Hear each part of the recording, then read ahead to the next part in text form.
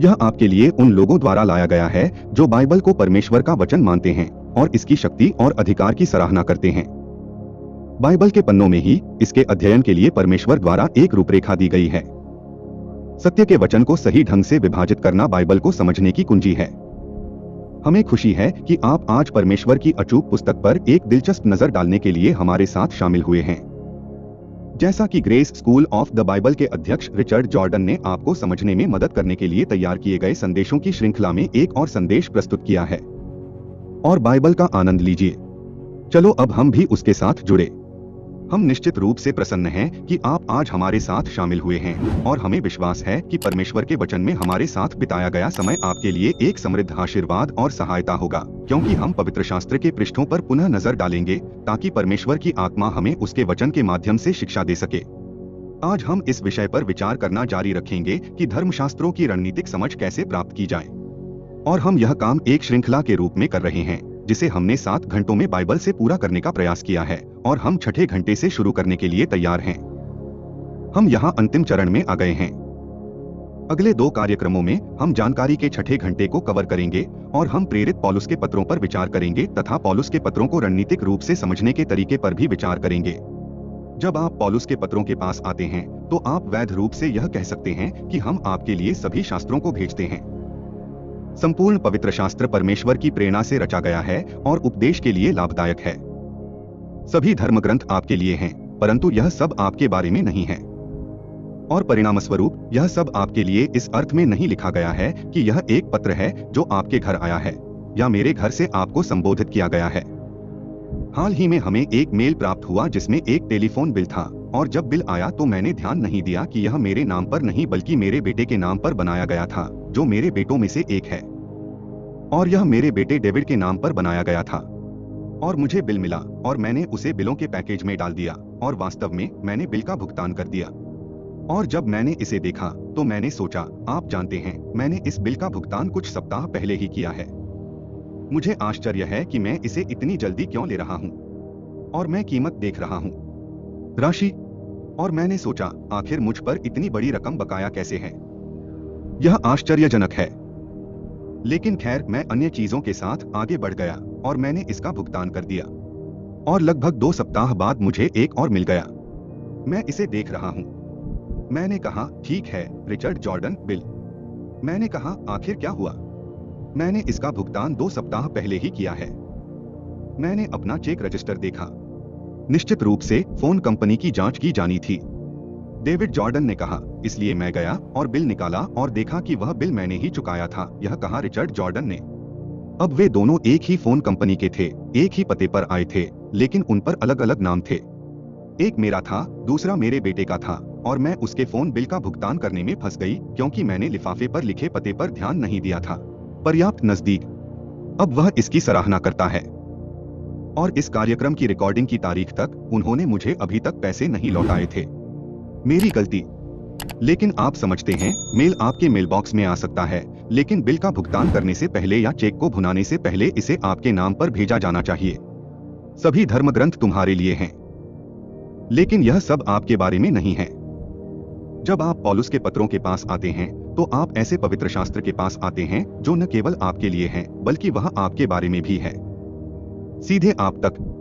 आप देखिए, परमेश्वर के कार्यक्रम में मसीह की देह के सदस्यों के रूप में हम लोगों के अलावा और भी लोग हैं। उनके पास एक अन्य कार्यक्रम भी है जो इजराइल राष्ट्र से संबंधित है। आपकी बाइबल की पहली आयत आपको इसके बारे में बताती है, आपको बताती है कि आपको इसके बारे में जानना चाहिए। आरंभ में परमेश्वर ने स्वर्ग और पृथ्वी की रचना की। उन्होंने ब्रह्मांड नहीं कहा, वह कहता है स्वर्ग और पृथ्वी, और फिर वह कहता है और पृथ्वी, और वह बाइबल में पृथ्वी पर ही ध्यान केंद्रित करता है जब तक कि आप प्रेरित पौलुस की सेवकाई तक नहीं पहुंच जाते।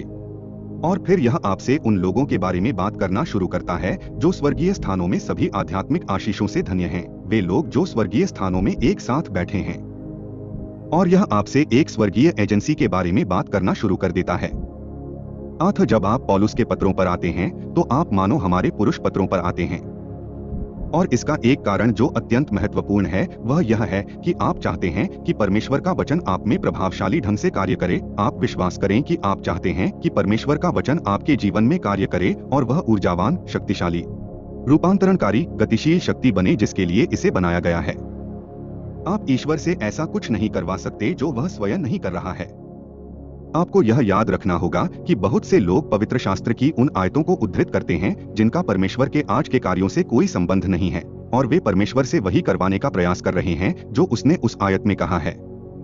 सुनिए, परमेश्वर का वचन तभी काम करेगा जब आप उस पर विश्वास करेंगे, लेकिन आपको उस अंश पर भी विश्वास करना होगा जो आपको बताता है कि यह किसके लिए लिखा गया है। बस कुछ बाहर खींचने के लिए नहीं जा रहा हूं। अब जब आप पौलुस की पत्रियों को पढ़ते हैं तो आप अपने धर्मशास्त्र में परमेश्वर के वचन के उस भाग को पढ़ते हैं जो सीधे और विशेष रूप से आज हमारे लिए और हमारे बारे में लिखा गया है। रोमियो अध्याय 11 श्लोक 13 वह श्लोक है जिसे आपको स्मरण रखने की आवश्यकता है। रोमियो अध्याय 11 आयत संख्या 13। पौलुस कहता है, मैं तुम अन्य जातियों से यह बात कहता हूँ इसलिए कि मैं अन्य जातियों के लिए प्रेरित हूँ। मैं अपने कार्य की बड़ाई करता हूँ। अन्य जातियों का प्रेरित कौन है? पौलुस। क्या आप गैर यहूदी हैं? अपना सर हिलाओ। हाँ, आप कहते हैं, ठीक है भाई रिक, लेकिन मैं हूँ। मैं इस्राएल का हिस्सा हूँ। खैर, तुम्हें पता है कि इससे तुम्हें क्या मिलेगा। आज कोई बात नहीं। ओह, अतीत में इसने तुम्हें महान विशेषाधिकार दिया था, और आने वाले युगों में यह आपको पुनः महान विशेषाधिकार प्रदान करेगा। लेकिन आप वहां आयत संख्या 11 देखिए। रोमियो 11 के 11 में कहता हूं, तो क्या वे ठोकर खा गए? इस्राएल के बारे में बात करते हुए कि उन्हें गिर जाना चाहिए। परमेश्वर न करे, परंतु उनके पतन के कारण अन्य जातियों को उद्धार मिला है कि वे ईर्ष्या करें। आप जानते हैं कि आज इस्राएल कहाँ है? उन्होंने कहा कि वे गिर गए हैं। श्लोक 15 में वे कहते हैं, यदि उनका त्याग कर दिया जाना ही संसार से मिलमिलाप है। परमेश्वर ने राष्ट्र का निर्माण किया है। उसने इस्राएल को अपने चुने हुए लोगों के विशेषाधिकार से हटा दिया है तथा उसे पृथ्वी के अन्य सभी राष्ट्रों के साथ नीचे गिरा दिया है। और परमेश्वर इस्राएल के साथ आज पृथ्वी पर किसी भी अन्य राष्ट्र से कोई भिन्न व्यवहार नहीं करता, नहीं उससे बेहतर या बदतर।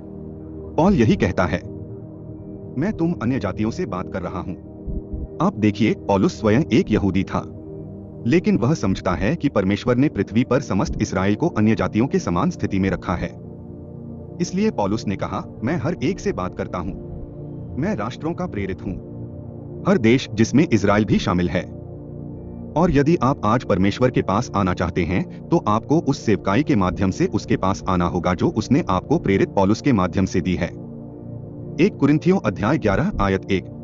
वह कहता है, तुम भी मेरे अनुयायी बनो जैसा कि मैं मसीह का अनुयायी हूं। मेरे साथ इफिसियों के अध्याय 3 को देखिए। इफिसियों अध्याय संख्या 3। इफिसियों के अध्याय 3 में प्रेरित पौलुस बताता है कि उसकी सेवकाई क्यों है और उसकी सेवकाई क्या है।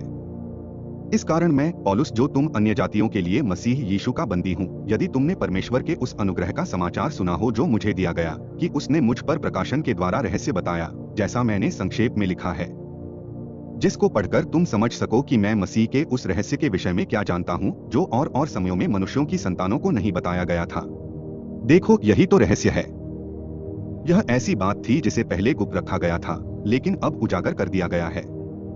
वह कहता है 5वां पद, जो और समयों में मनुष्यों की संतानों को ऐसा नहीं बताया गया था जैसा कि अब प्रकट किया गया है, और उसके पवित्र प्रेरितों और भविष्यद्वक्ताओं को आत्मा के द्वारा बताया गया है कि अन्य जाति सुसमाचार के द्वारा मसीह में संगी वारिस और एक ही देह के और उसकी प्रतिज्ञा के भागी होंगे।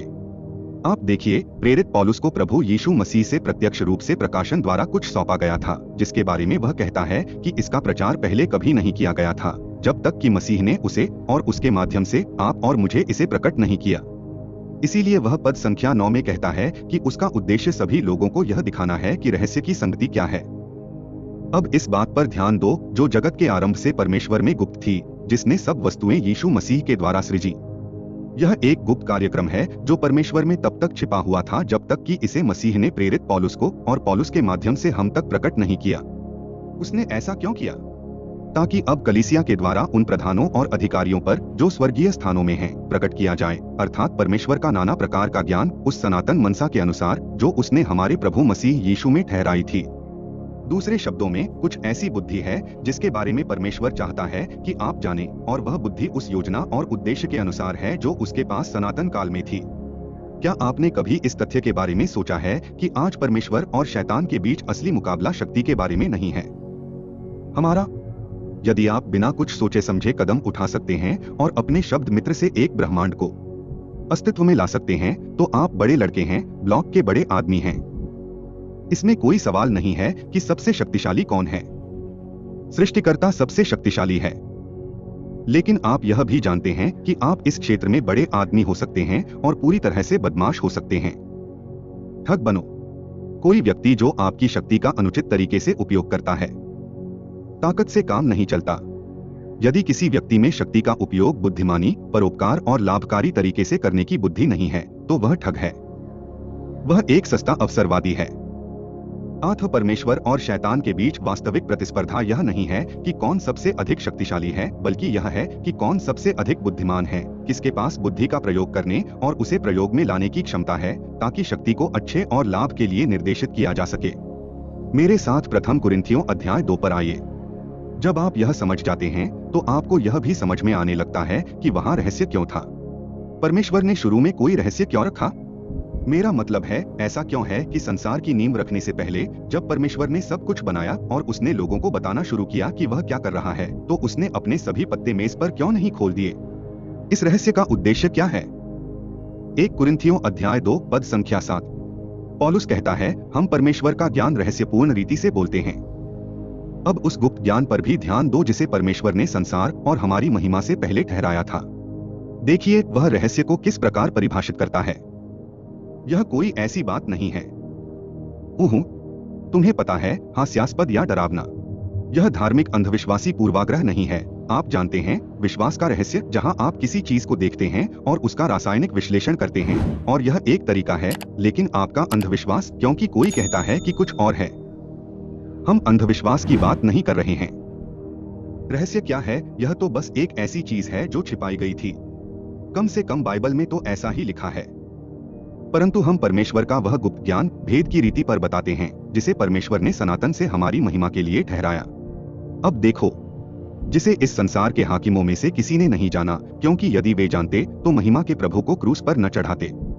दूसरे शब्दों में, ज्ञान और जानकारी का एक क्षेत्र था जिसे परमेश्वर ने गुप्त रखा था। और यदि शैतान और उसके साथियों को यह पता होता तो वे मसीह को क्रूस पर नहीं चढ़ाते। यही बात शैतान के विनाश का कारण बनती है। उस आयत के द्वारा आपको कुलुस्सियों 2:15 को लिख लेना चाहिए कि कैसे यीशु मसीह ने क्रूस पर विजय प्राप्त करके लूटी हुई प्रधानताओं और शक्तियों पर विजय प्राप्त की। क्रूस ही वह चीज है जो शैतान को नष्ट कर देती है। और परमेश्वर के पास एक रहस्य था कि उसने शैतान को यह नहीं बताया कि क्रूस पर क्या होने वाला है, क्योंकि यदि उसने उसे इसके बारे में बताया होता तो शैतान ने मसीह को क्रूस पर नहीं चढ़ाया होता। प्रथम कुरिन्थियों अध्याय 3। वह बुद्धिमानों को अपनी चालाकी में फंसाने की बात करता है, और परमेश्वर ने ठीक यही किया। अब इसका कारण यह है कि यदि आप मेरे साथ यशायाह की पुस्तक यशायाह अध्याय संख्या 14 पर वापस आएं, तो आप देखेंगे कि बुद्धि का यह मुद्दा अत्यंत महत्वपूर्ण है। यशायाह अध्याय 14 और यहेजकेल अध्याय 28। और यहाँ 2 अंश दिए गए हैं जो उस मूल सोच का वर्णन करते हैं जिसके कारण लूसीफर शैतान बन गया। और यशायाह और यहेजकेल अध्याय 28। यहोवा का यह वचन मेरे पास पहुंचा कि हे मनुष्य के संतान, सोर के प्रधान से कह, यहोवा यूं कहता है, देख तेरा मन फूल उठा है और तूने यह कहा है। उनका मूल कथन यह था कि मैं परमेश्वर हूँ, मैं समुद्र के बीच में परमेश्वर के आसन पर बैठा हूँ। फिर भी तुम मनुष्य हो, ईश्वर नहीं, और ईश्वर भी नहीं, यद्यपि तूने अपना हृदय परमेश्वर के हृदय के समान बना लिया है। देख, तू दानियेल से अधिक बुद्धिमान है। ऐसा कोई रहस्य नहीं है जिसे वे तुमसे छिपा सकें। अब यह अंश शैतान की मूल गतिविधि का वर्णन है। यदि आप पद संख्या 12 तक जाएं, तो मनुष्य के पुत्र ने सोर के राजा पर विलाप किया और उससे कहा, प्रभु इस प्रकार कहता है, तुम मुहर हो, तू ज्ञान से परिपूर्ण, सौंदर्य से परिपूर्ण राशि को सील कर देता है। तुम ईश्वर के बगीचे अदन में रहे हो, हर एक कीमती पत्थर तेरा आवरण था। अब 1 मिनट रुको, वह ईश्वर के बगीचे ईडन में रहा है। जाहिर है यह 600 ईसा पूर्व का टायरस का राजा नहीं है। यहाँ वह व्यक्ति है जो ईडन गार्डन में है। श्लोक 14, तू है, तू अभिषिक्त करूब है जो तुझे ढकता है, मैंने तुझे परमेश्वर के पवित्र पर्वत पर स्थापित किया है। वह तीसरे आसमान पर है। पद्य 15, तू अपने मार्गों में सिद्ध था, जिस दिन से तू सृजा गया, जब तक अधर्म न पाया गया। यह कोई आदमी नहीं है। 600 ईपू में टायरस का राजा 550 ईपू का निर्माण नहीं हुआ था, वह पैदा हुआ था। आदम तो केवल एक मनुष्य था। यह इस संसार के ईश्वर के बारे में बात कर रहा है, जिसका प्रतिनिधित्व पृथ्वी पर उसका एक अनुकरणकर्ता करता है, टारस का राजा। लेकिन वह उस ओर देख रहे हैं जो विश्व की सभी सरकारों के पीछे है, और वह शैतान के बारे में बात कर रहा है। वह लूसीफर के बारे में बात कर रहे हैं, जो शैतान बन गया, उसका उच्च पद। और जब वह कहता है तुम बुद्धि का सार हो, बुद्धि से परिपूर्ण और सुंदरता में परिपूर्ण हो, वह ईश्वर द्वारा बनाया गया सबसे बुद्धिमान, समझदार, सुंदर और चमकदार प्राणी था। और उनके बारे में सबसे महत्वपूर्ण बात यह थी, ऐसा कोई रहस्य नहीं है जिसे वे आपसे छिपा सकें। खैर, उसकी सुंदरता और बुद्धि ने उसे गर्व से भर दिया। यशायाह 14 पद 12। मूल योजना यहाँ है। हे लूसीफर, प्रातः के पुत्र, तुम स्वर्ग से कैसे गिर गए? तू जो जातियों को दुर्बल करता था, क्योंकि भूमि पर गिरा दिया गया है। क्योंकि तूने जो कहा है वही उसने आरंभ में कहा था, तेरे हृदय में होकर मैं स्वर्ग में चढ़ूंगा। मैं अपना सिंहासन परमेश्वर के तारागण से भी ऊपर उठाऊंगा। मैं उत्तर दिशा की ओर सभा के पर्वत पर भी बैठूंगा। मैं बादलों की ऊंचाइयों से ऊपर चढ़ जाऊंगा। मैं सबसे उच्च जैसा हो जाऊंगा। मैं जा रहा हूं, लूसीफर ने कहा, और सर्वोच्च ईश्वर का स्थान ग्रहण करूंगा। अब यह दिलचस्प है कि शीर्षक परमप्रधान परमेश्वर। यदि आप बाइबल में उत्पत्ति अध्याय 14 में पहली बार ऐसा हुआ है, तो आप देखेंगे कि मलिकिसिदक को परमप्रधान परमेश्वर का याजक, स्वर्ग और पृथ्वी का स्वामी कहा गया है। परमप्रधान परमेश्वर की उपाधि परमेश्वर को स्वामी के रूप में वर्णित करती है, जिसके पास स्वर्ग और पृथ्वी का सारा अधिकार है। उन्होंने कहा कि लूसीफर को प्रकाश वाहक से, जो सृष्टि को परमेश्वर के सम्मान और आराधना में मार्गदर्शन करता था, शैतान बनने के लिए क्यों गिराया गया, यह विरोधी देखेगा।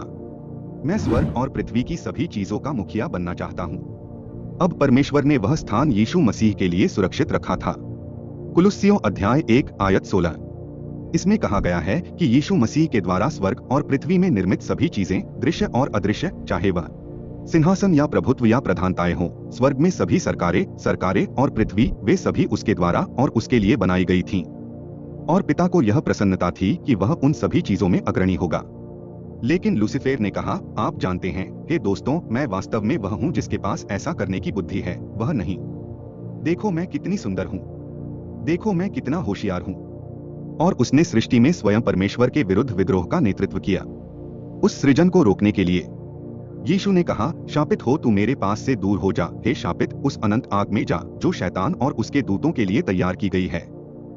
परमेश्वर ने आग की झील नामक एक न्यायदंड की रचना की जो इतना विनाशकारी था कि उसने स्वर्गदूतों के विद्रोह को रोक दिया। और फिर उसने अपनी रचना को पुनः प्राप्त करने के लिए एक मेलमिलाप कार्यक्रम की शुरुआत की। वह चाहता है कि इस्राएल राष्ट्र आगे बढ़े और अपनी सृष्टि, अपनी पृथ्वी को वापस ले। उसने मनुष्य को पृथ्वी पर रखा, पृथ्वी की मिट्टी से मनुष्य को बनाया और कहा, जाओ और पृथ्वी को अपने अधीन कर लो और उसमें धन संपत्ति भर दो और उस पर प्रभुता करो। इसे पुनः जीत लें और इसे यीशु मसीह के नेतृत्व के अधीन कर दें। और परमेश्वर के पास इस्राएल राष्ट्र में निहित एक राज्य के माध्यम से पृथ्वी ग्रह पर यीशु मसीह के अधिकार को पुनर्स्थापित करने की योजना है। आदम और हव्वा, मनुष्य, उन्होंने पाप किया। वे शैतान के विद्रोह में शामिल हो जाते हैं। और परमेश्वर ने प्रतिज्ञा की कि स्त्री का वंश आएगा और मनुष्य के लिए वह करेगा जो मनुष्य अपने लिए करने में असफल रहा था। स्त्री का वंश अब्राहम का वंश बना, यीशु मसीह और मसीहा और परमेश्वर का वंश बना। यही वह योजना है जिसे परमेश्वर ने संसार के आरंभ से ही अपने सभी पवित्र भविष्यद्वक्ताओं के मुख से प्रकट किया था, और यह उत्पत्ति 1 में पाई जाती है। लेकिन आप देखिए, स्वर्ग में, स्वर्गदूतों के क्षेत्र में, प्रभुत्व का एक क्षेत्र था जिस पर कभी समझौता नहीं किया गया था।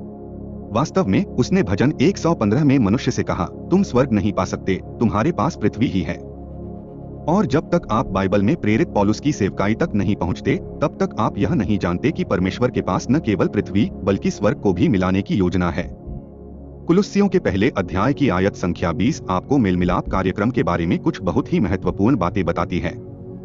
कुलुस्सियों 1:20 में वह कहता है, और अपने क्रूस के लहू के द्वारा शांति स्थापित करके सब वस्तुओं का अपने साथ मेल कर लिया है। मैं उसके द्वारा कहता हूँ, चाहे वे पृथ्वी की हों या स्वर्ग की।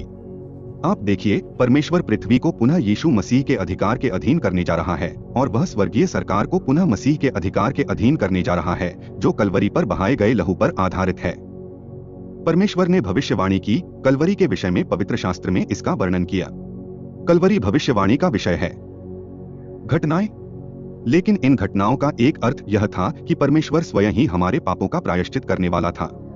हाँ, कि परमेश्वर हमारे प्रति अपना प्रेम प्रकट करे। जब हम पापी ही थे तभी मसीह हमारे लिए मरा, कि वह अपने क्रूस के लहू के द्वारा मनुष्य को छुटकारा देगा। उसने क्रूस का अर्थ गुप्त रखा और इसी कारण शैतान ने वही कार्य किया जो उसके विनाश का कारण बना।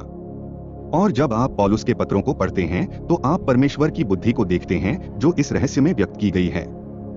आप यह समझना शुरू करते हैं कि बाइबल पर विश्वास करने वाले ईसाई धर्म का सार यह समझ है कि ईश्वर का इस ब्रह्मांड में एक महान उद्देश्य है और वह है अपने पुत्र को दो क्षेत्रों, स्वर्ग और पृथ्वी में दो एजेंसियों, इसराइल और पृथ्वी के माध्यम से सभी चीजों से ऊपर उठाना। और मसीह की देह और स्वर्ग जो सब योग्यता पर आधारित हैं, वह वध किया हुआ मिलना है। पौलुस की पत्रियां आपके लिए परमेश्वर की बुद्धि को इसी रूप में प्रस्तुत करती हैं। यह तब तक प्रकट नहीं हो सकता था जब तक कि यह प्रेरित पौलुस को प्रकट नहीं किया गया। अब यदि आप मेरे साथ रोमियो के अध्याय संख्या 1 पर वापस जाएं। रोमियो अध्याय 1। जब आप रोमियो की पुस्तक में आते हैं तो सबसे पहले आप पौलुस के पत्रों को पढ़ते हैं। श्लोक संख्या 11। क्योंकि मैं तुमसे मिलने की लालसा करता हूं कि अंत तक तुम्हें कोई आत्मिक वरदान दूं जिससे तुम स्थिर रहो, अर्थात यह कि मैं तुम्हारे साथ उस विश्वास के द्वारा जो मुझ में और तुम में है शांति पाऊं। यदि आप अनुग्रह के वितरण में एक स्थापित विश्वासी बनना चाहते हैं, स्थापित होने का अर्थ है आप और पौल का आपसी विश्वास होना, अर्थात आप और मैं ठीक वही विश्वास करेंगे और जानेंगे जो पौलुस ने विश्वास किया और जाना था। इसीलिए उसने अपनी आखिरी पुस्तक तीमुथियुस से कहा, 2 तीमुथियुस 2:2 में, जो बातें तूने बहुत से गवाहों के सामने मुझसे सुनी हैं, उन्हें विश्वासयोग्य मनुष्यों को सौंप दे जो औरों को भी सिखा सकें। देखिए, आपके मसीही जीवन में स्थिरता इस बात को समझने से आती है कि परमेश्वर ने प्रेरित पौलुस की सेवकाई के माध्यम से हमसे क्या कहा है। अब वह प्रक्रिया जिसके द्वारा यह आपके जीवन में आने वाली है, यदि आप रोमियो की पुस्तक के अंत में रोमियो अध्याय 16 पद 25 और 6 पर आते हैं तो वह रोमियो में आपको यह बताते हुए शुरू करता है कि मैं चाहता हूं कि आप स्थापित हों। मैं चाहता हूं कि आप में एक ही आस्था हो, आपसी आस्था हो। मैं चाहता हूं कि आप भी वही समझें जो मैं समझता हूं। इसलिए उन्होंने रोमियो की पुस्तक में आधारभूत जानकारी लिखी। फिर आप रोमियो 16 के 25 पर आते हैं और यह कहता है, अब जो तुम्हें मेरे सुसमाचार और यीशु मसीह के उपदेश के अनुसार स्थापित करने की शक्ति रखता है, उस रहस्य के प्रकाशन के अनुसार जिसे दुनिया के शुरू से ही गुप्त रखा गया था लेकिन अब प्रकट किया गया है, और परमेश्वर की आज्ञा के अनुसार भविष्यद्वक्ताओं के शास्त्रों द्वारा सनातन परमेश्वर ने विश्वास की आज्ञाकारिता के लिए सभी राष्ट्रों को ज्ञात किया। परमेश्वर के लिए केवल बुद्धिमान वहाँ है। आप परमेश्वर की बुद्धि को देखते हैं। तुम्हारे पास परमेश्वर की बुद्धि नहीं है। अपने जीवन को एकमात्र बुद्धिमान परमेश्वर पर स्थिर करो। यीशु मसीह के द्वारा युगानुयुग महिमा होती रहे। आपने देखा होगा कि पद 25 में वह अपने आप से कहता है, तुझे स्थापित करने की सामर्थ्य। इस प्रकार आप स्थिरता प्राप्त कर सकेंगे। आप स्थापित होने जा रहे हैं। आप अपने जीवन में स्थिरता लाने जा रहे हैं। और वह कहता है, मेरा सुसमाचार, यह मेरा सुसमाचार है। पौलुस कहते हैं, यह वही है जिसका मैं प्रचार करता हूं, न कि वह जिसका प्रचार पतरस ने किया था, नहीं वह जिसका प्रचार यूहन्ना बपतिस्मा देने वाले ने किया था, बल्कि वह जो प्रेरित पौलुस को सौंपा गया था। गलातियों 2 में कहा गया है कि पतरस को खतने का सुसमाचार दिया गया था, पौलुस को दिया गया खतनारहित लोगों का सुसमाचार। यदि आप नहीं जानते कि पवित्र शास्त्र को सही ढंग से कैसे विभाजित किया जाए तो आप इसे कभी नहीं सीख पाएंगे। यह भ्रामक होगा और आप उन्हें एक साथ मिला देंगे। हमने पिछली बार चर्चा की थी कि कैसे प्रेरितों की पुस्तक एक परिवर्तन की पुस्तक है। इसकी शुरुआत पतरस और खतने के सुसमाचार से होती है। यह पौलुस और खतनारहित लोगों के सुसमाचार में परिवर्तित हो जाता है। आपको इस मुद्दे को सीधे समझना होगा, लेकिन फिर आपको पौलुस का सुसमाचार भी प्राप्त करना होगा। आपको पौलुस द्वारा प्रचारित सिद्धांत को समझना होगा। इसलिए सिर्फ प्रेरितों के पुस्तक में ही मत रुकिए, रोमियो से शुरू कीजिए और नीम मेरे सुसमाचार नीम को प्राप्त कीजिए। यह क्या है? यह अनुग्रह का सुसमाचार है। आपको ईश्वर की कृपा में उन्मुख होने की आवश्यकता है। वैसे रोमियो की पुस्तक में यही सब करने को कहा गया है। फिर यह रहस्य के प्रकाशन के अनुसार यीशु मसीह के उपदेश के बारे में कहता है, जिसे संसार के आरंभ से गुप्त रखा गया था, परंतु अब प्रकट कर दिया गया है कि एक बार जब आपने नींव रख दी तो आप अधिरचना का निर्माण कर सकते हैं। परमेश्वर का क्या कार्यक्रम है? आप देखिए, यह सिर्फ इतना ही नहीं है। यह सिर्फ इतना ही नहीं है कि परमेश्वर आपको नरक से बचाने और मसीह की देह के सदस्य के रूप में जीवन जीने के लिए तैयार करने का प्रयास कर रहा है। रोमियो की पुस्तक यही करती है, परंतु इसका उद्देश्य आपको यह बताना है कि परमेश्वर मसीह की देह के साथ कुछ कर रहा है। उसका एक लक्ष्य है क्या मैं आपको बता सकता हूं कि आप अगले सप्ताह क्या अध्ययन करेंगे? हम इस पर विचार करेंगे और देखेंगे कि पौलुस के पत्रों में इन बातों को कितनी स्पष्टता से बताया गया है। परंतु जब आप यह महसूस करते हैं कि परमेश्वर मसीह के शरीर के साथ जो कर रहा है वह इतना अद्भुत और विलक्षण है कि नरक और आग की झील से आपका उद्धार उसकी तुलना में एक छोटे फुटनोट के समान है। अब यह बहुत अच्छी बात है कि हमें आग और पाप की झील में नरक से तथा पाप के नियंत्रण और प्रभुत्व से बचाया गया है। यह तो बहुत ही अच्छी बात है। मसीह में जीवन में यह विजय पाना रोमांचक है।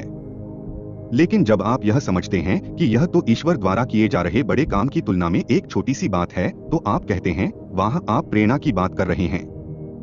और इफिसियों की पुस्तक इसी उद्देश्य से बनाई गई है कि आपको वह कार्यक्रम दिया जाए जिसे परमेश्वर ने तैयार किया है। और फिर वहाँ भविष्यद्वक्ता के धर्मशास्त्र हैं। यह सारा कार्यक्रम जो परमेश्वर ने आज प्राप्त किया है वह धर्मशास्त्र के बाकी हिस्सों के साथ मिलकर फिट बैठता है। और आप इस महिमा को देख सकते हैं जो परमेश्वर अपने पुत्र के लिए रखने जा रहा है। तो आपके पास आधार है, आपके पास सिद्धांत की एक अधिसंरचना है और आपके पास छत के साथ अवलोकन डेक भी है। और आप जानते हैं कि इससे क्या होता है। इससे आपको ठोस सिद्धांत की इमारत मिलती है जिसे आप अपने भीतरी मनुष्यत्व में बना सकते हैं, जिससे आप परमेश्वर की महिमा के लिए जीवन जी सकते हैं। यही शिक्षा देने की प्रक्रिया है। क्या आप जानते हैं कि पौलुस की पत्रियां बिल्कुल इसी प्रकार लिखी गई हैं? रोमन, नींव, इफिसियों, अधिसंरचना, थिस्सलुनीकियों, अवलोकन, यह सब कैसे एक साथ जोड़ता है? मुझे जाना होगा। समय कभी पर्याप्त नहीं होता। जब आप परमेश्वर के वचन का अध्ययन करते हैं तो आप अगला सप्ताह नहीं चूकते। और हम आपके साथ पौलुस की पत्रियों पर चर्चा करेंगे और आपको दिखाएंगे कि ये सब कैसे एक साथ फिट बैठते हैं। तब तक मरना था। मैं एक पहाड़ी पर देखता हूँ, एक पेड़ पर मैं बेपनाह प्यार देखता हूँ। न्याय, दया। हमें खुशी है कि आप आज हमारे साथ शामिल हुए और हमें विश्वास है कि परमेश्वर के वचन में एक साथ बिताया गया हमारा समय आपके लिए एक आशीर्वाद और सहायता होगा, क्योंकि हम परमेश्वर के वचन के पन्नों को देखने के लिए फिर से एकत्र होंगे और परमेश्वर की आत्मा को उसके वचन के माध्यम से हमें शिक्षा देने की अनुमति देंगे। हम बाइबल का अध्ययन और रणनीतिक समझ जारी रखेंगे। हम अध्ययनों की एक विशेष श्रृंखला चला रहे हैं। हमने इसे 7 घंटे में बाइबल के माध्यम से पूरा कर लिया और मैं जानता हूं कि यह एक शीर्षक का एक छोटा सा विचार है। ओह, ये कार्यक्रम केवल आधे घंटे लंबे हैं, इसलिए 1 घंटा बनाने के लिए 2 कार्यक्रमों की आवश्यकता होती है। तो आप जानते हैं, जहां तक टीवी कार्यक्रम का सवाल है, यह कई महीनों का अध्ययन है। लेकिन आप वास्तव में लगभग 7 घंटे की अवधि में परमेश्वर के वचन की वास्तविक समझ प्राप्त कर सकते हैं, पवित्र शास्त्र का अवलोकन प्राप्त कर सकते हैं और इस बात पर रणनीतिक पकड़ प्राप्त कर सकते हैं कि पवित्र शास्त्र क्या कहता है और उसका अध्ययन कैसे करना है और यह कैसे जानना है कि आप उसका अध्ययन करते समय कहाँ हैं। मैंने कई बार कहा है कि सही विभाजन तथा युगानुकूल बाइबल अध्ययन आपको यह बताता है कि बाइबल में कौन सी बातें कहाँ जुड़ी हुई हैं। आप उन्हें सही स्लॉट में प्लग करें। अब हो सकता है कि आप हर टुकड़े को न समझ पाएं, लेकिन यदि आप जानते हैं कि वह कहाँ जाता है, कहाँ फिट होता है, तो आप पर उसका बोझ नहीं पड़ेगा। आप इससे परेशान नहीं हैं। आप जानते हैं कि यह कहाँ फिट बैठता है। और यदि आप जानते हैं कि यह कहाँ फिट बैठता है, तो आपके पास यह पता लगाने की कुंजी है कि इसका वास्तव में क्या अर्थ है। यदि यह यहीं पर एक अलग टुकड़े के रूप में पड़ा रहेगा, तो आप कभी यह नहीं समझ पाएंगे कि इसे कहाँ रखा जाए। तुम्हें पता है, एक पहेली के सभी चित्र।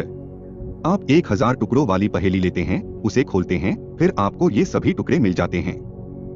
1000 टुकड़ों वाली पहेली को एक साथ जोड़ने की कुंजी यह है कि आपने जो चित्र लिया है वह बॉक्स के ऊपर है, उसे वहां रखें और देखें और फिर टुकड़ों को खंडों और उन स्थानों में अलग करने का प्रयास करें जहां वे जाते हैं। और आप एक छोटा सा हरा टुकड़ा लेकर उसे नीले टुकड़े के साथ रखने की कोशिश नहीं कर रहे हैं, बल्कि आप नीले टुकड़ों को आकाश के लिए और हरे टुकड़ों को घास के लिए एक साथ रख रहे हैं और आप चीजों को अलग कर रहे हैं। आप उन्हें उन स्थानों में विभाजित करते हैं जहां स्लॉट हैं, जहां वे जाते हैं। युगानुकूल बाइबल अध्ययनों को इसी उद्देश्य से तैयार किया गया है। और जैसा कि हम अब अध्ययन कर रहे हैं, हम उस स्थान पर आ गए हैं जहां हम पौलुस की पत्रियों को देख रहे हैं। पौलुस के पत्र संक्षेप में हमारे पत्र हैं। बाइबल का सारा भाग आपके लिए है, परंतु यह आपके बारे में नहीं है। सारी बाइबल आपके लिए है, लेकिन यह सब आपके लिए और आपके बारे में नहीं लिखा गया है। और यदि आप किसी और का मेल पढ़ते हैं तो आप जानते हैं, हम सभी जिज्ञासु हैं। हमें ऐसा करना पसंद है। लेकिन यदि आप किसी दूसरे के मेल को अपना बनाने का प्रयास करते हैं तो आप चोरी करते हैं, और इस मामले में आध्यात्मिक चोरी करते हैं।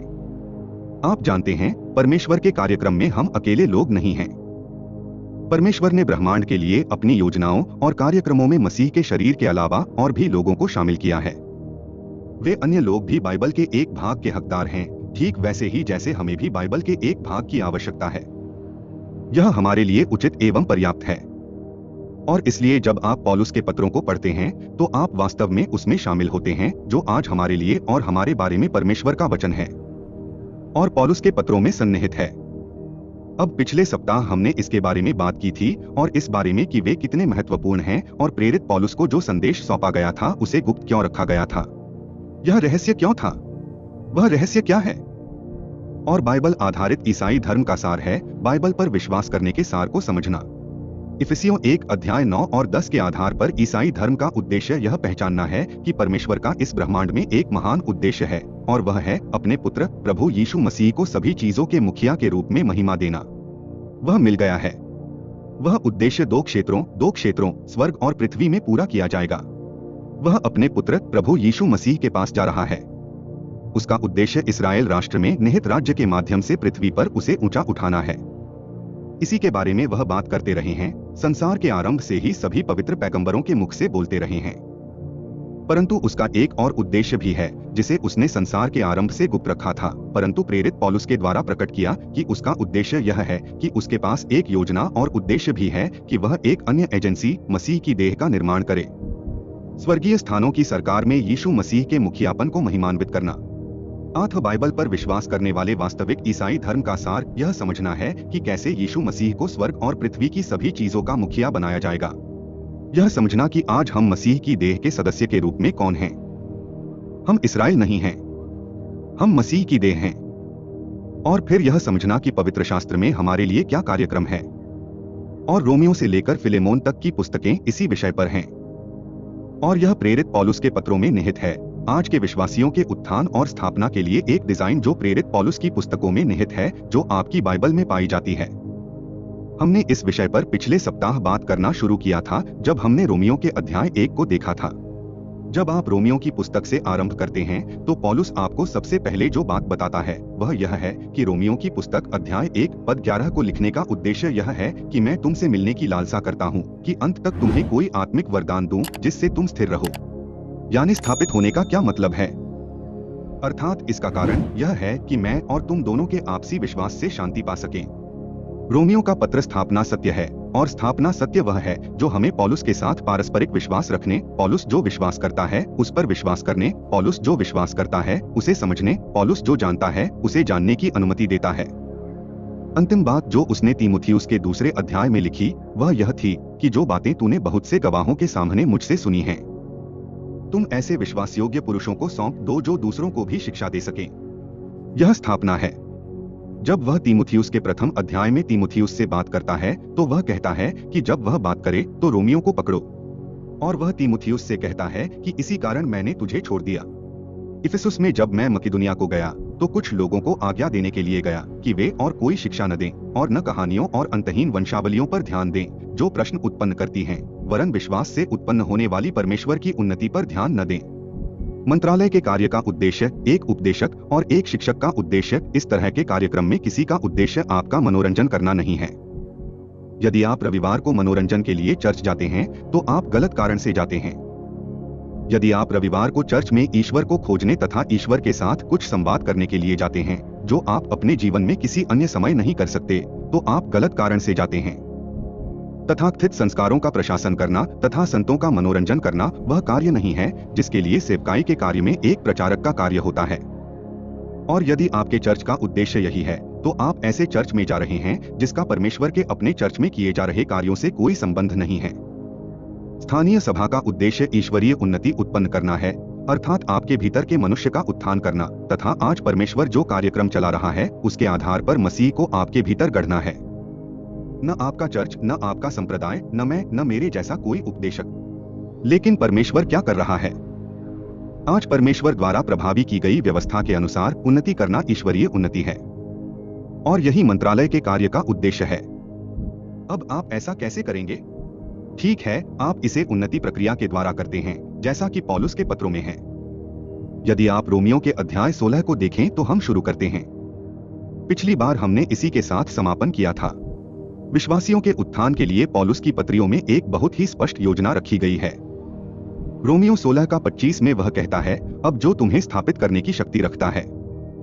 यहीं से आपके जीवन में स्थिरता और स्थिरता लाने की क्षमता आती है। मेरे सुसमाचार और यीशु मसीह के उपदेश के अनुसार, उस रहस्य के प्रकाशन के अनुसार जो जगत के आरंभ से गुप्त रहा परंतु अब प्रकट हुआ है। और भविष्यद्वक्ताओं के धर्मग्रंथों से आप देखते हैं कि वह कैसे कहता है कि वह तुम्हें मेरे सुसमाचार और यीशु मसीह के उपदेश के अनुसार रहस्य के रहस्योद्घाटन और भविष्यद्वक्ताओं के शास्त्रों के अनुसार स्थापित कर सकता है। क्या आप वहां हाथ देख रहे हैं? उसकी शक्ति आपको अपने अनुसार कैसे स्थापित करेगी? 1, 2, 3, 1, 2 और 3, जैसे कि आप लॉरेंस को जानते हैं। खैर, 1 और 1, 2 आस्तिक की स्थापना के लिए 3 चरण की प्रक्रिया है। और आप शुरू करें, जिसे पौलुस मेरा सुसमाचार कहता है। और जब यह मेरे सुसमाचार से शुरू होता है तो मेरा सुसमाचार हमें क्रूस पर केंद्रित करता है। फिर वहां यीशु मसीह का उपदेश है जो उस रहस्य के प्रकाशन के अनुसार है जिसे गुप्त रखा गया था।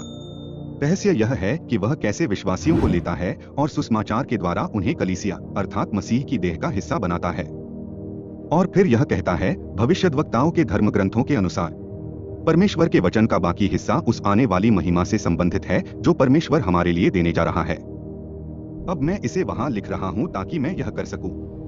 2 तीमुथियुस अध्याय 3 आयत 16 में लिखा है, संपूर्ण पवित्र शास्त्र परमेश्वर की प्रेरणा से रचा गया है और उपदेश और समझाने के लिए लाभदायक है, सुधार के लिए, धार्मिकता की शिक्षा के लिए। एक विश्वासी के सही कार्यकलाप की शिक्षा पाने के लिए आपको यह जानना होगा कि क्या विश्वास करना है। आपको अपने व्यवहार को अपने विश्वास के अनुरूप बनाने की आवश्यकता है और आपको अपनी विश्वास प्रणाली बनाने की आवश्यकता है। आपके सिद्धांत ने अनुरूपता ला दी। अनुरूपता सिद्धांत वह शिक्षा है, वह जानकारी है जो आपको जानने की आवश्यकता है कि परमेश्वर ने हमारे लिए क्या पूरा किया है और क्या किया है। परमेश्वर क्या कर रहे हैं? फटकार आपके व्यवहार का मुद्दा है। क्या आपका जीवन और आचरण समय के अनुरूप है? क्या यह उस पहचान से मेल खाता है जो सिद्धांत में कहा गया है कि परमेश्वर ने आपको दी है? सुधार, आप में हमेशा सही बात पर विश्वास न करने की प्रवृत्ति होती है, ठीक उसी तरह जैसे आप में उचित तरीके से व्यवहार न करने की प्रवृत्ति होती है। तो फिर सिद्धांत यह है कि कैसे जीना है और जब आप गलतियां करते हैं तो कैसे खुद को सुधारना है। सिद्धांत फटकार, सुधार, शिक्षा और धार्मिकता उत्पन्न करते हैं ताकि परमेश्वर का जन सिद्ध बन सके। अब यह दिलचस्प है, पौल के पत्रों में पहली पुस्तक रोमियो की पुस्तक है। रोमियो की पुस्तक क्रूस के विषय में सिद्धांत की पुस्तक है। इसके बाद कुरिन्थियों का स्थान आता है। 2 कुरिन्थियों और कुरिन्थियों की पुस्तकें रोमियो की पुस्तक में पाए जाने वाले सिद्धांत में जीवन जीने में विफलता के बारे में फटकार हैं। फिर आपके पास गलातियों की पुस्तक है। गलातियों की पुस्तक रोमियो की पुस्तक के सिद्धांत को सही न रखने के बारे में नहीं बल्कि सुधार की पुस्तक है। क्रूस थे, यह एक आकर्षक बात है। रोमियो की पुस्तक परमेश्वर के अनुग्रह की नींव, आधार और उन्मुखता है जो प्रभु यीशु मसीह के क्रूस कार्य के माध्यम से हमें प्राप्त होती है। उदाहरण के लिए आप रोमियो की पुस्तक को ही लें। रोमियो की पुस्तक 4 खंडों में है। अध्याय 1 से अध्याय 5 तक आपको मोक्ष मिलता है। आपके पास विश्वास के माध्यम से अनुग्रह द्वारा औचित्य का मुद्दा है, इसके अलावा कुछ नहीं। यदि आप प्रभु यीशु मसीह के क्रूस के कार्य और धर्मी ठहराए जाने के विषय तथा परमेश्वर के सम्मुख सही तरीके से खड़े होने के विषय पर व्याख्या चाहते हैं तो परमेश्वर के संपूर्ण वचन में ऐसा कोई भी पद नहीं है जो रोमियो अध्याय 3 जितना स्पष्ट हो। लेकिन इससे पहले कि आप रोमियो 3 पद 21 और उसके बाद के अध्यायों पर जाएं, आपके पास अध्याय 1 और 2 में 63-64 पद हैं। और अध्याय 3 का पहला भाग दंड के बारे में है, क्योंकि पहली बात जो आपको करनी है वह है खो जाना, तभी आप कभी बचना चाहेंगे। और इसलिए पौलुस स्वर्ग से प्रकट होने वाले परमेश्वर के क्रोध से शुरू करता है और वह इस तथ्य से निपटता है कि चाहे आप यहूदी हो या गैर यहूदी या नीतिवादी या मूर्ति पूजक, इससे कोई फर्क नहीं पड़ता। हम सभी पाप के अधीन हैं। कोई भी अच्छा काम करने वाला नहीं, कोई भी धर्मी नहीं, एक भी नहीं। और परमेश्वर के सामने धर्मी होने का एकमात्र तरीका यीशु मसीह के पूर्ण किए गए कार्य, मसीह और कलवरी पर बहाए गए उनके लहू के माध्यम से है। और उसके अनुग्रह से जो मसीह यीशु में है सेंतमेंट धर्मी ठहराए जाते हैं। उसे परमेश्वर ने हमारे पापों के लिए उसके लोहू के कारण विश्वास करने से प्रायश्चित ठहराया। रोमियो 3 का 24 और 25। अब एक बार जब आप क्रूस को समझ गए हैं तो रोमियो के अध्याय 4 में कार्य के बारे में कहा गया है। आप जानते हैं कि यह उसके लिए नहीं है जो काम करता है, बल्कि उसके लिए है जो विश्वास करता है। उसका विश्वास धार्मिकता गिना जाता है। जो काम करता है उसे ऋण का प्रतिफल मिलता है, पर अब जो काम नहीं करता वरन भक्तिहीन के धर्मी ठहराने वाले पर विश्वास करता है, उसका विश्वास उसके लिए धार्मिकता गिना जाता है। रोमियो 4 यह प्रदर्शित करता है कि मसीह का लहू आपको केवल यही बताता है कि आप विश्वास के अलावा कुछ नहीं कर सकते, क्योंकि विश्वास करना एक ऐसी चीज है जो आप बिना कुछ किए भी कर सकते हैं, क्योंकि यह किसी और के किए पर भरोसा करना है। और फिर रोमियो के अध्याय 5 में धर्मी ठहराए जाने के बारे में कहा गया है।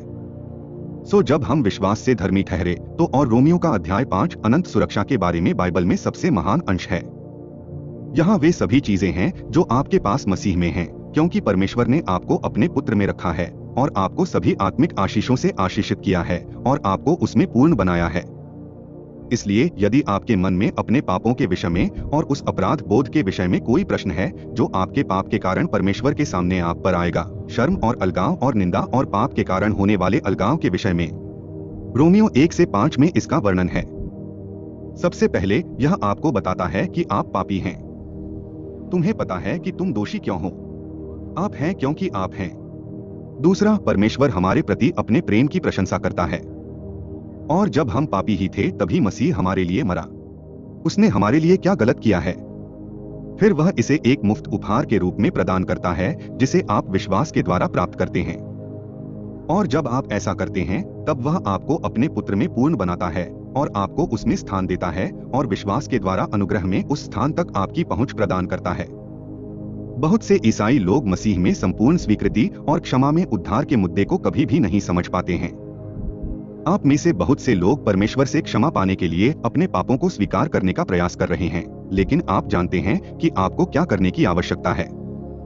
आपको वापस जाना होगा और रोमनों की पुस्तक के पहले 5 अध्यायों को लेना होगा और उन्हें 30 या 40 बार पढ़ना होगा और उन्हें अपने अंदर समाहित करना होगा तथा अपने दिमाग से सारी धार्मिक बकवास को निकाल देना होगा। हाँ, देखिए, आप स्थापित होना चाहते हैं। इसकी शुरुआत यहीं से होती है। फिर रोमियो अध्याय 6, 7 और 8। अनुग्रह का दूसरा आधारभूत सिद्धांत पवित्रीकरण का विषय है। रोमियो 6 कहता है, तुम मर चुके हो। आप पाप के प्रति मरे हुए हैं, परंतु परमेश्वर के प्रति जीवित हैं। कोई कहता है, ठीक है, यदि हमें इतना क्षमा कर दिया गया है और यह सब हो गया है, हमारे सभी पाप क्षमा कर दिए गए हैं, तो क्या हमें वैसे ही जीना चाहिए जैसा हम जीना चाहते हैं? खैर, आप ऐसा तब भी कर रहे थे जब परमेश्वर ने आपको बचाया नहीं था, इसलिए उन्होंने आपको नहीं बचाया। उसने तुम्हें नहीं बचाया। वह जो चाहे उसके साथ रह सकता है। उसने तुम्हें माफ नहीं किया और नहीं माफ किया, तो आप वैसे ही जी रहे हैं जैसे आप जीना चाहते हैं। आप पहले से ही ऐसा कर रहे हैं। उसने तुम्हें बचाया, तुम्हें क्षमा किया ताकि वह तुम्हें ऐसे व्यक्ति में बदल सके जो तुम पहले कभी नहीं थे, क्योंकि तुमने अपने पापों का दंड नहीं भुगता।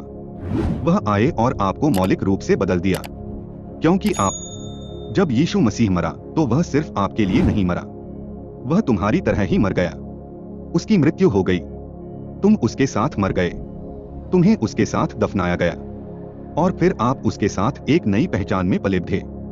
वह आयत कहती है, यदि कोई मसीह में है तो वह नया प्राणी है। परमेश्वर ने आपको एक नया व्यक्ति बनाया है, आपको एक नई पहचान दी है। आपको आदम से निकालकर उसके पुत्र में डाल देने से आप पाप से स्वतंत्र हो गए, पाप के लिए मर गए और परमेश्वर के लिए जीवित हो गए। बहुत खूब, स्वतंत्रता।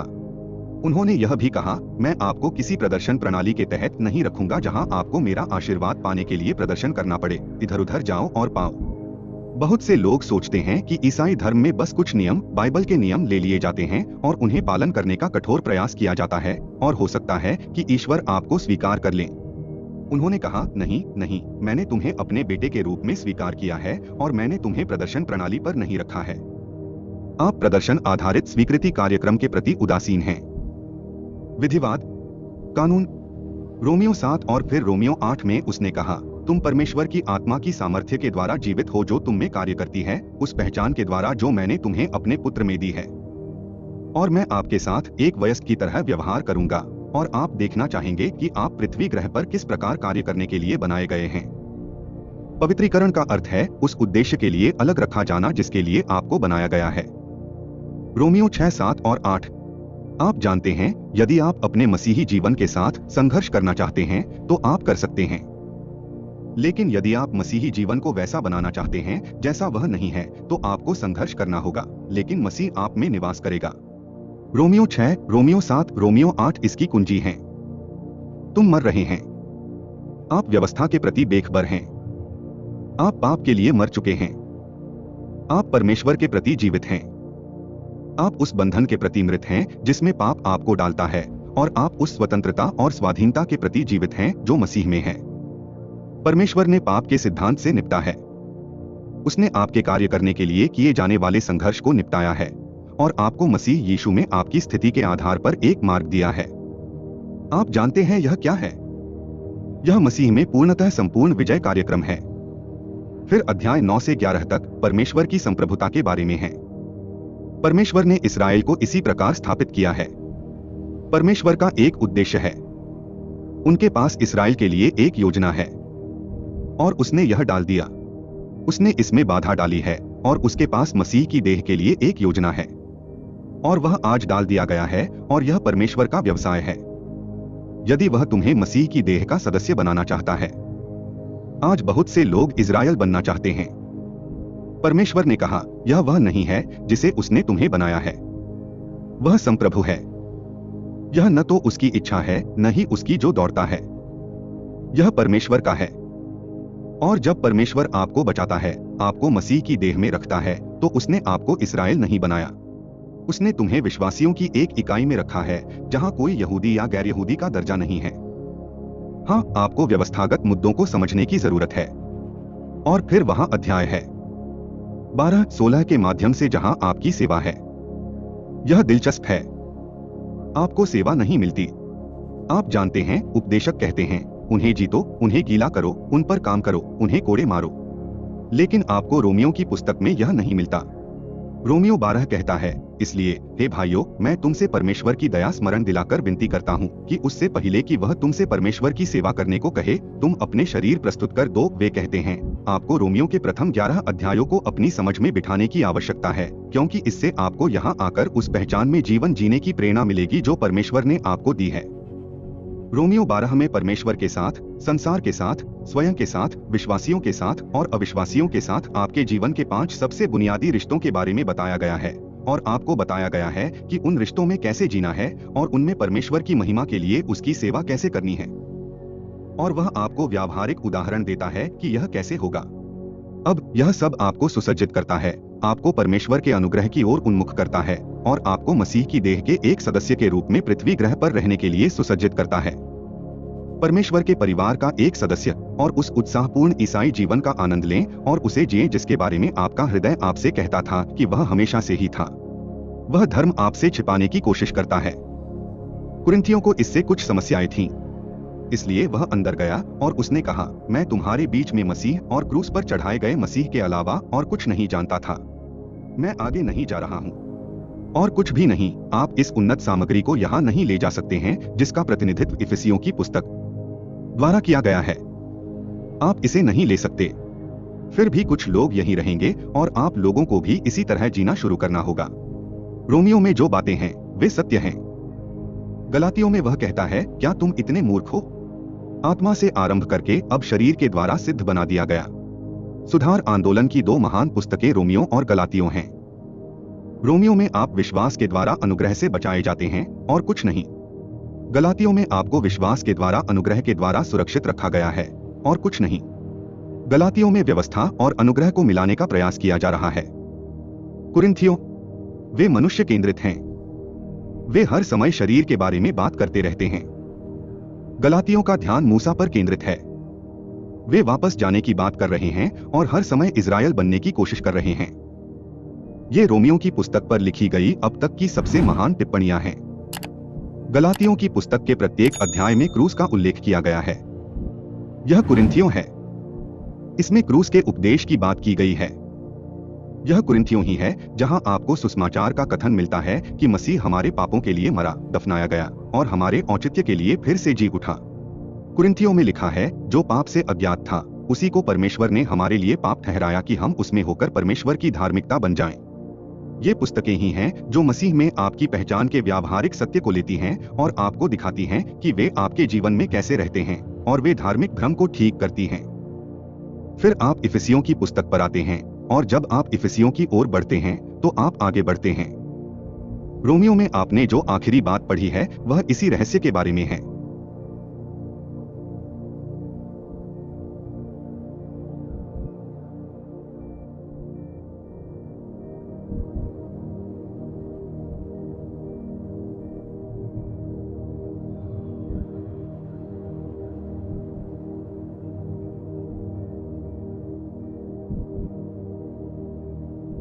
और इफिसियों ने इसे उठाया और इसकी व्याख्या शुरू की। और इफिसियों का पत्र ऐसा है जैसे रोमियो में नींव दी गई है और फिर आपको नींव पर निर्मित अधिरचना मिलती है। यह इफिसियों का अध्याय होगा। और इफिसियों में हम आपसे उस कलीसिया के विषय में बात करेंगे जिसका मुखिया मसीह है और जिसका लक्ष्य क्या है। ऐसा क्यों है कि यदि यह सब कुछ का आधार है तो यह वह परिपूर्णता है जहां आप आत्मा से भर जाएंगे और परमेश्वर की संपूर्ण परिपूर्णता से भर जाएंगे। यहाँ बताया गया है कि परमेश्वर ने मसीह का शरीर क्यों बनाया। इफिसियों अध्याय 1 से 3 में यही लक्ष्य है कि मसीह में हमारी संपत्ति हो। अध्याय 4 से 6 में आप मसीह में हमारे चलने के बारे में पढ़ सकते हैं। और फिर अध्याय 6 में आपको युद्ध, उसके प्रति शैतानी विरोध देखने को मिलेगा। हे फिलिप्पियों, तुमको डांट मिली है। आप फिलिप्पीवासी यह कर रहे हैं। वे मसीह को अपने मन में स्थान नहीं दे रहे हैं। कुलुस्सियों, आपके पास सुधार है। वे सिर नहीं पकड़ रहे हैं। फिलिप्पियों, वे यहां मौजूद शरीर की एकता की तरह नहीं रह रहे हैं। कुलुस्सियों, वे इस तरह नहीं सोच रहे हैं। अतः तुम्हें फटकार और सुधार मिलेगा। फिर यहां पर अगली पुस्तकें थिस्सलुनीकियों की पुस्तकें हैं, प्रथम और द्वितीय थिस्सलुनीकियों की। वे मसीह के आगमन के बारे में हैं। वे उस महिमा के बारे में हैं जो हमारी होने वाली है, और यीशु मसीह के व्यक्तित्व की महिमा के बारे में है जिसे हम साझा करने जा रहे हैं। अब प्रथम थिस्सलुनीकियों के प्रत्येक अध्याय के अंत में 2 थिस्सलुनीकियों के पत्र हैं। कलीसिया अर्थात मसीह की देह के लिए उसके आगमन के विषय में बात की जाती है, और दूसरे थिस्सलुनीकियों में वह भविष्यवाणी कार्यक्रम में चला जाता है। प्रथम थिस्सलुनीकियों में आप उसके हमारे लिए आगमन के विषय में पढ़ते हैं।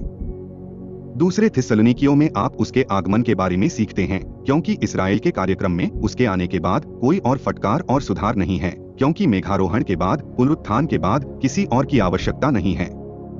तो थिस्सलुनीकियों का यह लेख यहाँ ऊपर अवलोकन डेक की तरह है। इसी तरह से ये सारी चीजें एक साथ जुड़ती हैं और यहाँ आकर फलित होती हैं। भविष्य में हमारे साथ यही घटित होने वाला है। अतः यहाँ वापस आकर उस आधार के साथ जो हमें अनुग्रह अभिविन्यास देता है, आपके पास वह विश्वास है जो कलवरी की ओर देखता है, इस लक्ष्य के साथ कि हमें मसीह के शरीर में परमेश्वर जो कर रहा है उसकी पूर्णता मिले। आपके पास ऐसा प्रेम है जो एक दूसरे की ओर देखता है। यहाँ हमें वह महिमा प्राप्त है जो भविष्य में मसीह के आगमन के साथ साझा की जाएगी। आप पर हमारी आशा है। खैर, जब आप उन पुस्तकों को प्राप्त कर लेंगे तो एकमात्र पुस्तकें जो बचेंगी वे हैं ये 9 चर्च पत्र। फिर वहां तिमोथी है, यहाँ तीतुस है और फिलेमोन है। और इन पुस्तकों को हम पादरी पत्र कहते हैं, और उनका संबंध मंडली से है, स्थानीय सभा से है जहां सेवकाई का कार्य किया जाता है, और यहाँ से भी। मुद्दा ईश्वरीयता का है, अर्थात परमेश्वर का स्वरूप उत्पन्न हुआ। परमेश्वर ने देह में अपनी वास्तविकता को प्रकट किया, संतों के मांस और रक्त के जीवन में, जिनके जीवन में उसके अनुग्रह की परिवर्तनकारी शक्ति प्रदर्शित हुई जो उनमें कार्य कर रही थी जब वे मिलकर सेवकाई का कार्य कर रहे थे। यह एक है। यह सुसमाचार की संगति पर केंद्रित है। सुसमाचार के सुसमाचार फिलिप्पियों में 1 कहता है, वहां पर जो संगति है उससे हम सेवकाई का कार्य करने में एक साथ हैं। और यहाँ आप विश्वास का कार्य, प्रेम का परिश्रम तथा आशा का धैर्य देखते हैं। आप विश्वास के कार्य को विश्वासी को सशक्त बनाते हुए, प्रेम के श्रम को विश्वासी को प्रेरित करते हुए, आशा के धैर्य को विश्वासी को सहारा देते हुए यहाँ चलते हुए देखते हैं। आपके भीतर के मनुष्य में, आपके विश्वासी भवन में यह सभी सिद्धांत विद्यमान हैं जहां आप बड़े हुए हैं, इसकी नींव पर निर्माण किया है तथा इस बुद्धिमान समझ के साथ बड़े हुए हैं कि आप कौन हैं और क्यों हैं, आपके साथ क्या हो रहा है और भविष्य में क्या होने वाला है, इसका आश्वासन अनुग्रह के माध्यम से अच्छी सांत्वना और अनंत आशा की तरह है। और फिर यहाँ पादरी पत्रों में आप देखते हैं कि सारी जानकारी विश्वासियों में काम कर रही है और विश्वासी एक साथ मिलकर काम कर रहे हैं। वे ठोस सिद्धांत के भवन में रह रहे हैं और जीवित परमेश्वर की कलीसिया के रूप में कार्य कर रहे हैं, जो सत्य का स्तंभ और आधार है। अब जब मैंने जो किया है वह यह है कि यहाँ बैठा कोई भी व्यक्ति विश्वास नहीं कर सकता कि मैंने यह काम 25 मिनट में कर लिया। यह आज विश्वासियों के लिए शिक्षा का एक सिंहावलोकन है। इसका आपसे उन 5 चीजों को करने के लिए कहने से कोई लेना देना नहीं है जो आपका चर्च आपसे करवाना चाहता है। इसका संबंध इस बात को समझने से है कि परमेश्वर ने आपको मसीह में क्या बनाया है। ऐसा करने से आपको उसमें अपनी पहचान का एहसास होगा। वह उद्देश्य और अर्थ जो परमेश्वर ने आपको अपने पुत्र में दिया है, उसकी संपूर्ण स्वीकृति और उसकी निश्चितता, उसकी स्वीकृति और उसके शाश्वत उद्देश्य का उद्देश्य और आने वाली महिमा की संभावना, विश्वास का कार्य, प्रेम का परिश्रम, आशा का धैर्य, परमेश्वर का वचन आप में उसकी महिमा के लिए कार्य करता है। आज परमेश्वर यही कर रहा है। आप इसका हिस्सा क्यों नहीं बनते? खैर, हम अगली बार मिलेंगे। तब तक मरण था।